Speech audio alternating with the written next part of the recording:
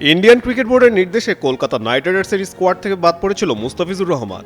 আর এরপরই নিরাপত্তা শঙ্কায় টি-20 বিশ্বকাপের ম্যাচ ভারতে না খেলে শ্রীলঙ্কাতে খেলার আগ্রহ জানায় বাংলাদেশ ক্রিকেট বোর্ড। তবে আইসিসি তাদের সিদ্ধান্তে অনড় থাকায় শেষ পর্যন্ত বাংলাদেশের বদলে স্কটল্যান্ডকে বিশ্বকাপে নেয়। বাংলাদেশের বিশ্বকাপ না খেলার প্রসঙ্গে সাকিব আল হাসান সরাসরি বলেন, বিশ্বকাপে বাংলাদেশের অংশ না নেওয়ার ব্যাপারে অন্তর্বর্তীকালীন সরকার যে সিদ্ধান্ত নিয়েছিল সেটা ভুল ছিল বলে আমি মনে করি। সাকিব আরও জানান, আমি মনে করি এটা বড় ক্ষতি, বাংলাদেশ ক্রিকেটের জন্য এটা বড় ক্ষতি, কারণ আমরা একটি দেশ হিসেবে বিশ্বকাপে আমাদের দেশের খেলোয়াড়দের খেলতে দেখতে ভালোবাসি।